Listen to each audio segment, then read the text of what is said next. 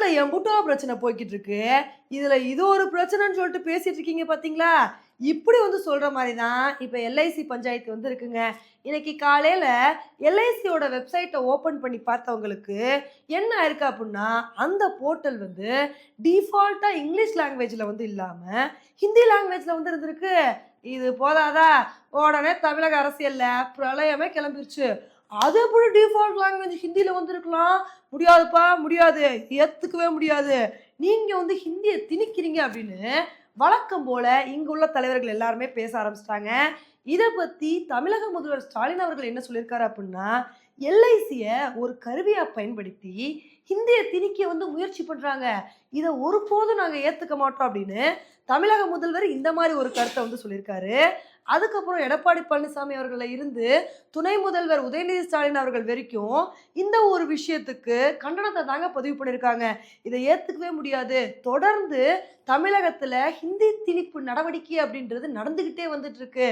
இத நாங்க எக்காரணத்து கொண்டும் அலோவ் பண்ண மாட்டோம் அப்படின்னு இது மாரி எதிர்கருத்துக்கள பதிவு பண்ண ஆரம்பிச்சுட்டாங்க. அதுக்கப்புறம் இந்த ஒரு விஷயத்துக்கு எல்ஐசியே விளக்கம் வந்து குடுத்துட்டாங்க. இது வந்து வேணும்லாம் நாங்க வந்து பண்ணல. இது வந்து ஒரு டெக்னிக்கல் எரர்னால இப்படி ஆயிருச்சு. இப்ப இந்த இஷ்யூ வந்து சரியாயிருச்சு. இப்ப டிஃபால்ட்டா இங்கிலீஷ் லாங்குவேஜ் தான் வந்து இருக்கு அப்படின்னு, இது மாரி எல்ஐசி விளக்கம் வந்து குடுத்துட்டாங்க. ஆனா இதுல என்ன ஒரு ஆச்சரியமான விஷயம் வந்து சொல்றாங்கன்னா, இப்ப டிஃபால்ட்டா ஹிந்தி லாங்குவேஜ்ல இருந்துச்சு அப்புட்ன்னா, மக்கள் கஷ்டப்பட மாட்டாங்களா? அத தேடி அந்த லாங்குவேஜ வந்து செலக்ட் பண்ணி வேற லாங்குவேஜுக்கு மாத்துறதுக்குள்ள மக்கள் ரொம்பவே கஷ்டப்பட்டுட்டாங்க. ஏன்னா அந்த போர்ட்டல்ல எல்லா ஆப்ஷன்ஸுமே ஹிந்தில தாங்க வந்திருக்கு. அதுல லாங்குவேஜ் ஆப்ஷனுக்கு கூட பாஷான்னு சொல்லி ஹிந்தில தான் வந்து குடுத்துருக்காங்க. இதெல்லாம் நியாயமா? இங்க உள்ள மக்கள் இதனால எவ்வளோ கஷ்டப்படுவாங்கன்னு, இது மாரி வந்து சொல்லியிருக்காங்க.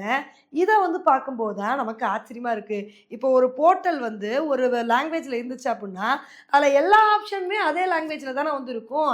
அதுல போய் நம்ம அந்த ஆப்ஷன கிளிக் பண்ணா தான் அடுத்தடுத்த லாங்குவேஜஸ் வந்து வரும். இப்படி இருக்கும்போது, இத எப்படி ஹிந்தில குடுக்கலாம்? இத எப்படி ஹிந்தில குடுக்கலான்னு எப்படி தான் கேட்குறாங்களோ தெரியல. இப்ப இதுக்கு தான் பாஜகவோட ஆதரவாளர்கள் என்ன சொல்றாங்க அப்புட்ன்னா, நீங்க இதே வேலையா வச்சுட்டுருங்க. நீங்க வந்து தமிழக அரசுல நடக்கிற விஷயங்கள திசை திருப்புறதுக்காண்டி என்ன வேணா பேசுவீங்க. நாங்க பார்த்துக்கிட்டே இருப்போமா? இப்ப கிண்டி மருத்துவமனையில நடந்த சம்பவத்துக்கு, அதுக்கப்புறம் தமிழக அரசியல்ல நடக்கிற சம்பவத்துக்கெல்லாம் வந்து திசை திருப்பும் நடவடிக்கையா தான் நீங்க இந்த மாரி பண்றீங்க. ஹிந்தி திணிப்பு பத்தி நீங்க பேசலாமா? துணை முதல்வர் உதயநிதி ஸ்டாலின் அவர்கள் வந்து ஹிந்தி மொழியில அவரோட படத்த வந்து ரிலீஸ் பண்ணுவாரு. கேட்டா அது வேற, இது வேறன்னு சொல்வாரு. அதே சமயத்துல நீங்க எத்தன சிபிஎஸ்இ ஸ்கூல்ஸ வேணா நடத்துவீங்க. அதுல ஒரு லாங்குவேஜா ஹிந்திய வந்து வச்சுக்குவீங்க. நீங்க மட்டும் ஹிந்தி படிக்கலாம். தமிழக மக்கள் மட்டும் ஹிந்தி படிக்கக் கூடாதா?